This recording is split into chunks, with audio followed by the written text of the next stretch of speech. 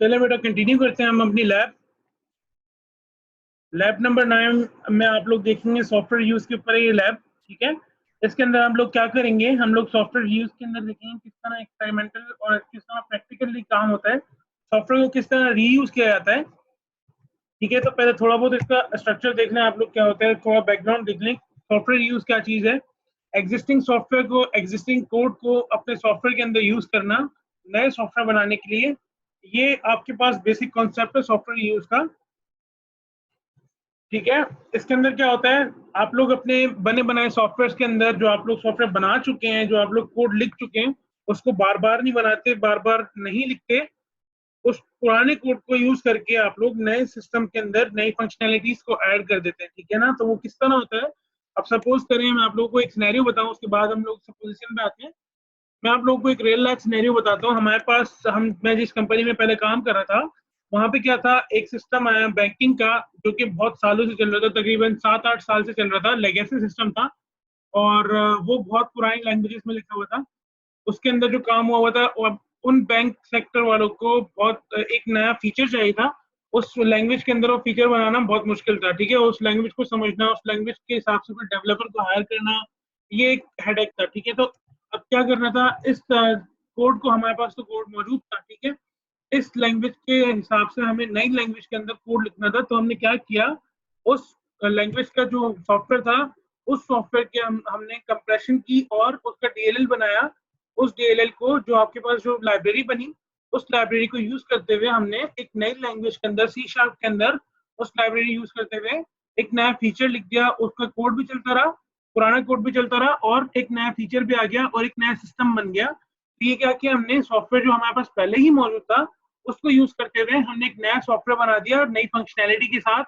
तो ये हमें वापस से कोड नहीं लिखना पड़ा। हमने वो पूरी एप्लीकेशन अगर लिखने बैठते तो 3 से 4 साल लिखते, क्योंकि एक वो बड़ी बड़ी एप्लीकेशन थी, बैंकिंग सेक्टर की थी, और फिर उसकी पॉलिसीज समझना और फिर उसके ऊपर डिबगिंग करना एक अलग कॉस्ट आ जाती। ठीक है ना, तो उससे बचने के लिए और जल्द से जल्द काम करने के लिए हमने क्या किया, पुराना सॉफ्टवेयर यूज करते हुए, पुराना जो उनके पास सिस्टम चल रहा था, उस सिस्टम को यूज करते हुए उस सिस्टम से हमने नया सिस्टम बनाया नई फंक्शनैलिटीज के साथ। तो बेटा आप लोगों को यहाँ पे सॉफ्टवेयर यूज का आप आइडिया मिला, इसके अंदर आप लोगों को समझ आया सॉफ्टवेयर किस तरह यूज किया गया। यहाँ तक कोई मसला, यहाँ तक कोई क्वेश्चन हो?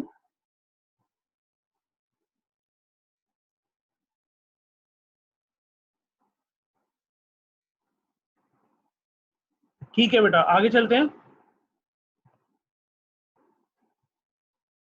अच्छा, सॉफ्टवेयर को किस तरह से रीयूज किया जा सकता है, आप लोग देख रहे हैं सॉफ्टवेयर डेवलपमेंट के अंदर बहुत ज्यादा काम हो गया है, बहुत ज्यादा आपके पास ओपन सोर्स लाइब्रेरीज आ गई हैं। ठीक है, जैसे आप लोग देखते हैं गिट के ऊपर सॉफ्टवेयर पड़े हुए हैं, आप लोग देखते हैं प्लगइन्स बने हुए हैं, आप लोग देखते हैं एपीआईज मौजूद हैं, आप लोग देखते हैं एक्सटेंशंस मौजूद हैं।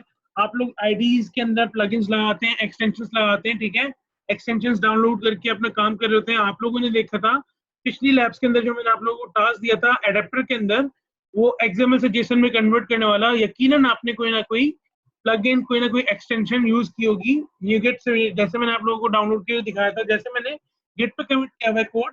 आपने न्यूटन सॉफ्ट, जैसे मैंने न्यूटन सॉफ्ट की प्लगइन यूज किया हुआ है, न्यूगेट पैकेज यूज किया हुआ है, तो वो किसी और ने लिखा हुआ है। ठीक है, उसके अंदर क्या हुआ है, कन्वर्जन का काम हुआ है। सिंपल मैं क्या कर रहा हूँ, मैं इनपुट देता हूँ और मुझे आउटपुट में वो कन्वर्टेड कोड मिल जाता है। तो एक्सएमएल से जेसन में कन्वर्ट कर मैंने प्लगइन यूज किया। आप लोगों ने देखा किसी और ने काम किया हुआ है और मैंने उसका सॉफ्टवेयर, उसका कोड यूज करके अपना नया फीचर लिख दिया। ठीक है, तो इसके अंदर क्या हुआ, आपने किस तरह सॉफ्टवेयर यूज किया, आप लोगों को ये आइडिया पहले भी था, लेकिन इसके अंदर हम लोग अब देखेंगे, मैं एग्जाम्पल करवाने वाला हूँ आप लोगों को, उसके अंदर आप लोग देखेंगे किस तरह से सॉफ्टवेयर को रीयूज किया जाता है।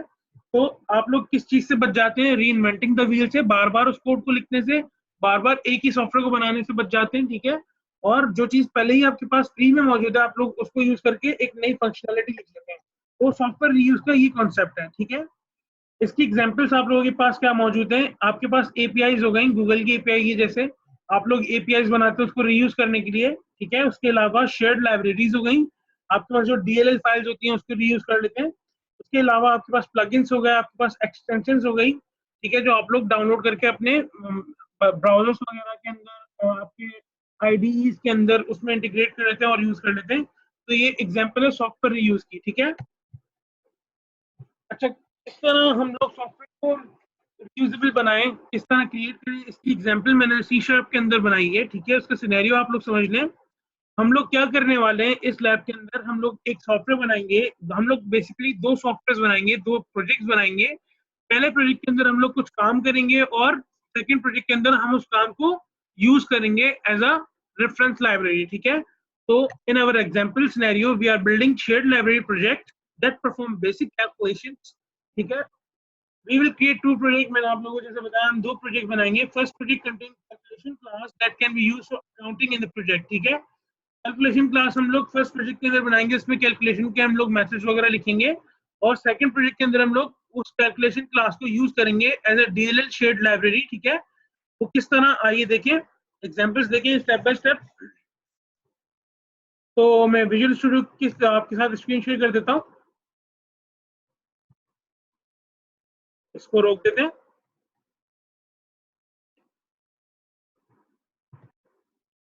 अच्छा, मैंने पहले भी ये आप लैब कराई है तो मेरे पास उसका डेटा भी मौजूद है, लेकिन मैं फिर वापस से ये वापस बना देता हूँ। आप लोग किस तरह यूज करें इसको देख लें।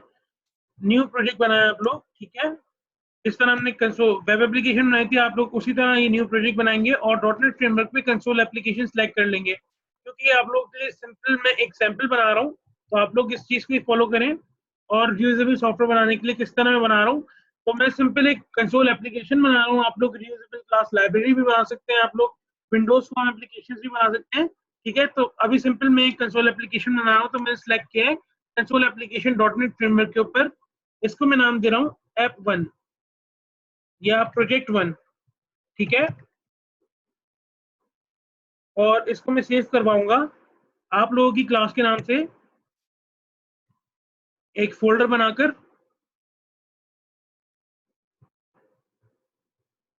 BSE4A, ठीक है।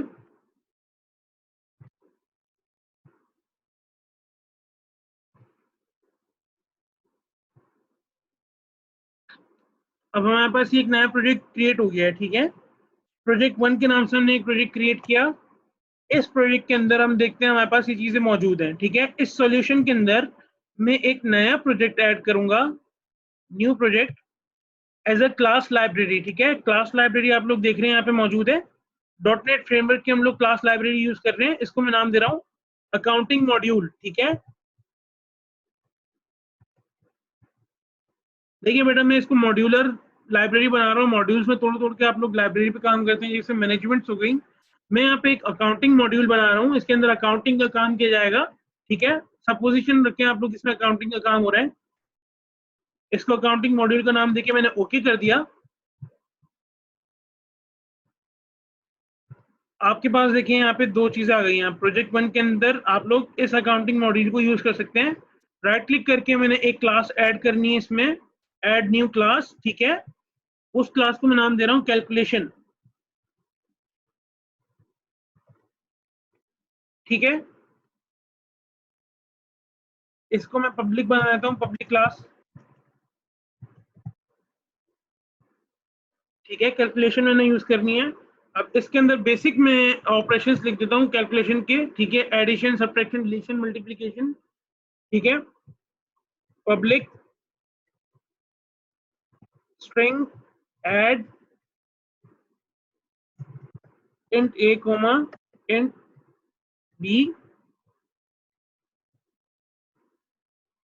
return a plus b dot to string, ठीक है बेटा। जिस तरह मैंने ऐड का फंक्शन लिखा, मैं इसी को कॉपी करता हूँ, सब्ट्रैक्ट, मल्टीप्लाई, डिवाइड, ठीक है।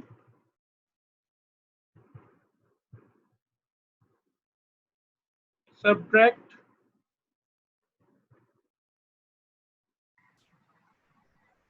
सब्ट्रैक्ट में माइनस कर देंगे, मल्टीप्लाई हम लोग मल्टीप्लाई करवा देंगे इन दोनों नंबर्स को, और डिवाइड के अंदर हम लोग डिवाइड करवा देंगे,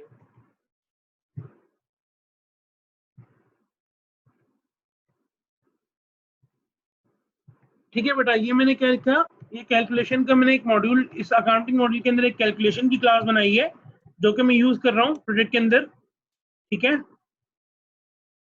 इसके अंदर मैं कैलकुलेशन का वो बनाऊंगा ऑब्जेक्ट,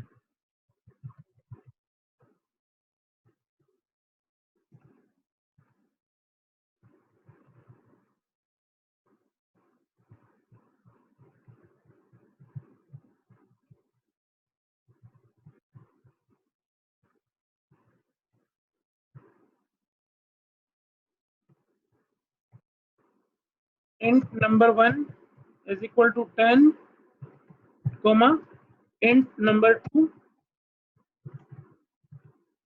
is equal to 20। ये दो वेरिएबल्स बना दिए मैंने,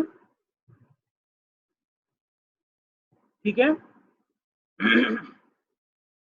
अब कैलकुलेशन के थ्रू मैं इसको यूज कर लेता हूँ, डॉट ऐड, ऐड करके दिखा देता हूँ यहाँ पे num1 num2, ठीक है। मैं आप लोगों को कंसोल डॉट राइट करके भी दिखा देता हूँ, आप लोगों ने सी शार्प पे काम किया हुआ है मुझे पता है।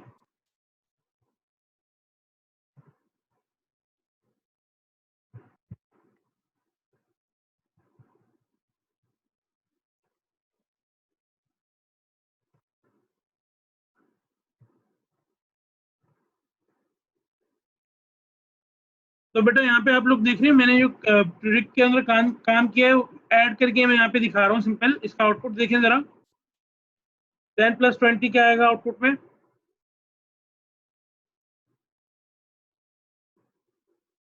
इसकी स्क्रीन में आपको दिखा दूं आउटपुट की 30, ठीक है। तो आप लोगों के पास इसका आउटपुट आ गया है। ये प्रोजेक्ट 1 के अंदर हमने काम किया, अकाउंटिंग के अंदर हमारा अकाउंटिंग मॉड्यूल में कैलकुलेशन का काम हो रहा है, ठीक है। अब मैं चाह रहा हूँ, अब मेरे पास रिक्वायरमेंट आती है प्रोजेक्ट 2 बनाना है, उसके अंदर ये ही काम होना चाहिए, वो उसके अंदर एक छोटा सा मॉड्यूल होना चाहिए जिसमें कैलकुलेशन हो, ठीक है। तो अब हम इस प्रोजेक्ट, एक नया प्रोजेक्ट बनाएंगे, फाइल के अंदर जाएं। ये बेटा स्क्रीन आ रही है विजुअल स्टूडियो की आप लोगों के पास?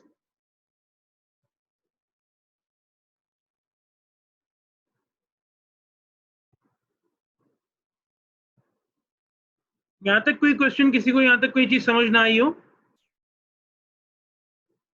क्लियर है यहाँ तक?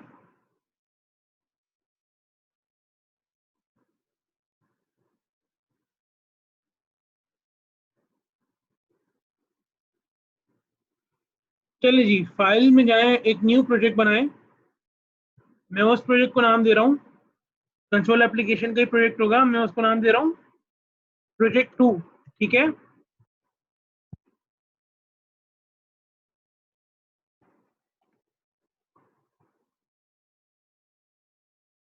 तो बेटा ये हमारे पास एक नया प्रोजेक्ट बन गया है प्रोजेक्ट 2 के नाम से। आप लोग इसकी सॉल्यूशन एक्सप्लोरर देखें, इसमें सिर्फ और सिर्फ प्रोग्राम डॉट सी एस मौजूद है, कोई दूसरी चीज क्लास लाइब्रेरी वगैरह मौजूद नहीं है।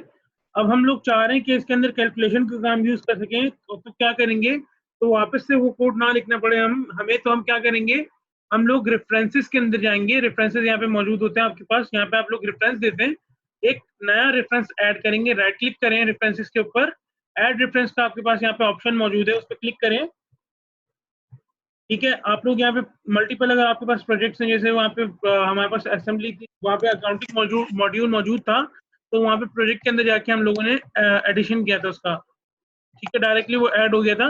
लेकिन यहाँ पे हमारे पास कोई मॉड्यूल वगैरह ऐड नहीं है, प्रोजेक्ट के अंदर कोई दूसरी सॉल्यूशन नहीं है, असेंबलीज नहीं है, तो हम लोग क्या करेंगे, ब्राउज करेंगे, प्रोजेक्ट 1 की हमें वो अकाउंटिंग मॉड्यूल ऐड करना है, ब्राउज किया हमने, और हम लोग जाएंगे प्रोजेक्ट 1 के अंदर,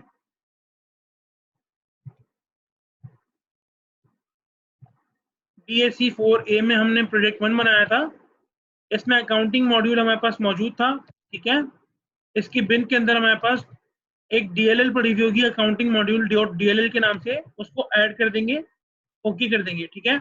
अब हमारे पास यहाँ पे वो मॉड्यूल आ गया है, अकाउंटिंग मॉड्यूल, जिसमें हम कैलकुलेशन का काम कर रहे थे। तो हम लोग यहाँ पे क्या लिखेंगे, simple using using accounting module, ठीक है।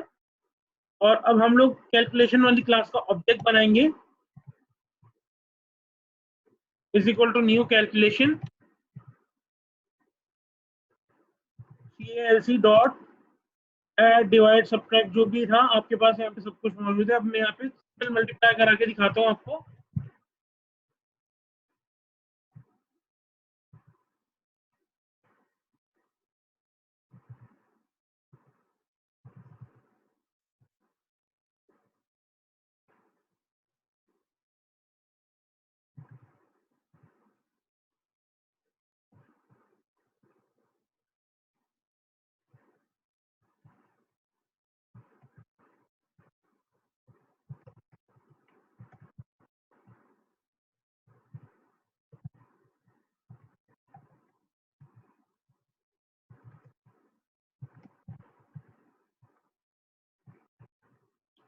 ठीक है बेटा, यहाँ तक बात क्लियर है?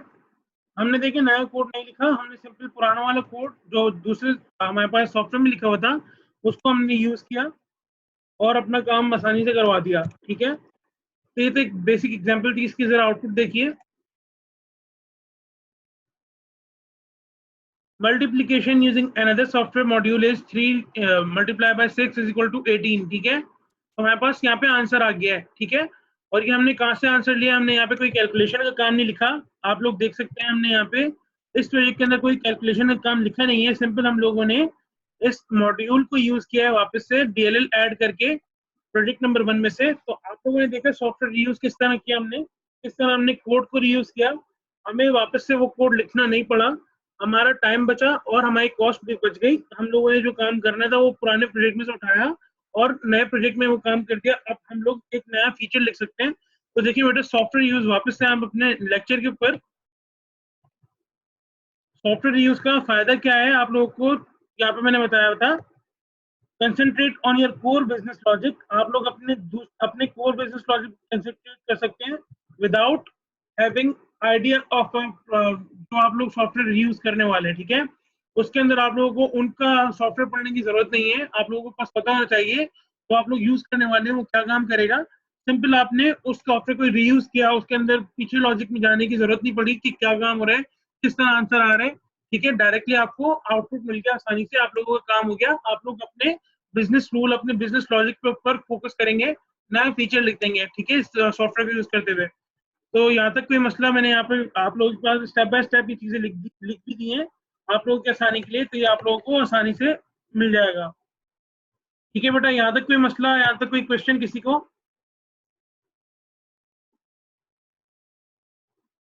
यहाँ तक बात क्लियर है बेटा?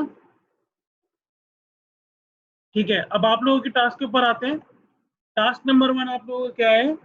आप लोगों ने रीयूजेबल सॉफ्टवेयर बनाना है। ठीक है, मार्कशीट जनरेट करने का स्टूडेंट की। ठीक है, अब इसके अंदर आप लोग क्या करेंगे? टास्क नंबर 1 में, प्रोजेक्ट 1 के अंदर आप लोग कैलकुलेशन का काम कर देंगे, जिस तरह हमने भी प्रोजेक्ट 1 में कैलकुलेशन का काम किया। उस कैलकुलेशन से आप लोग क्या शो करवाएंगे? जीपीए कैलकुलेट करवाएंगे स्टूडेंट की ऑन सेवरल इनपुट्स। ठीक है, और परसेंटेज शो करवाएंगे। ठीक है, ये दो मेथड्स आप लोगों ने लिखने हैं प्रोजेक्ट नंबर 1 के अंदर, जीपीए कैलकुलेशन और परसेंटेज कैलकुलेशन। उसके अलावा आपने क्या करना है? प्रोजेक्ट नंबर 2 के अंदर मार्कशीट जनरेट करनी है, कंसोल एप्लीकेशन पे वो मार्कशीट बना दीजिएगा।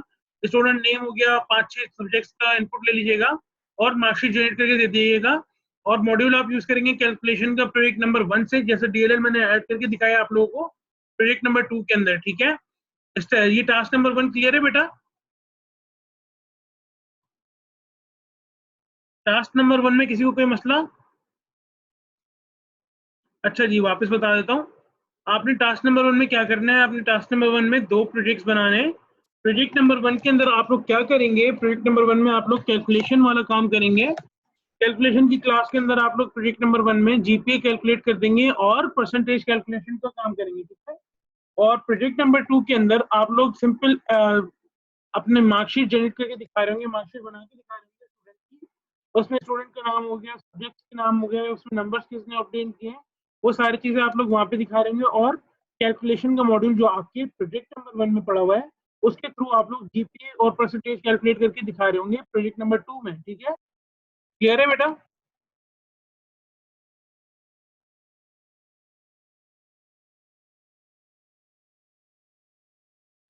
ठीक है, अब टास्क नंबर 2 आप लोगों का क्या है? आपने गूगल मैप्स एपीआई यूज करनी है, एचटीएमएल के पेज के अंदर गूगल मैप्स लगा के दिखाने हैं। सिंपल, दोनों टास्क बहुत आसान है। ठीक है, हो जाएंगे।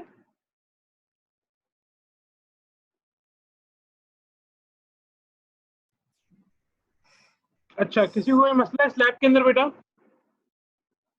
कोई बात समझ ना आई हो? सॉफ्टवेयर यूज का कॉन्सेप्ट समझ आ गया आप लोगों को? हम लोगों ने प्रैक्टिकल जो किया उसमें कोई क्वेश्चन, कुछ चीज समझ ना आई हो?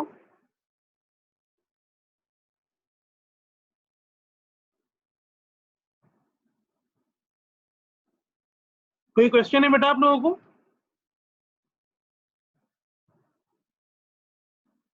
ठीक है बेटा, अब अटेंडेंस ले लेता हूँ मैं। अटेंडेंस में यहाँ पे देख लेता हूँ कौन कौन प्रेजेंट है। अच्छा, राना हमजा भी हैं, अहमद, अहमर अल्ताफ, अहमर अल्ताफ। ठीक है, आयशा मोहम्मद यूसुफ। सर मुर्तज़ा का नेट इशू है। सही है, मैंने उनको देखा था, शायद आए थे। अर्श फातिमा, अस्मा शाहीन भी हैं, ईशा तस्तक भी हैं, हसनैन खालिद, हसनैन खान है। एक मिनट बेटा, ठीक है बेटा, ठीक है। हुदा, महद, मुइज़ अहमद शाह, मुस्तफ़ा खुज़ैमा, बैदुर रहमान, मोहम्मद अजहर।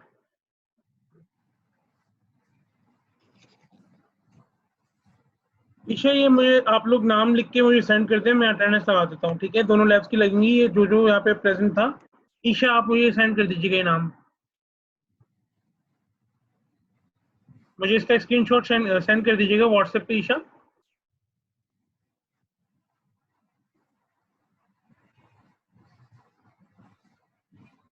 ठीक है बेटा।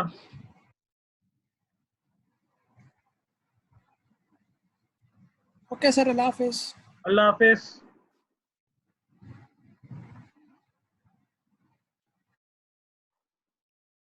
अल्लाह हाफिज।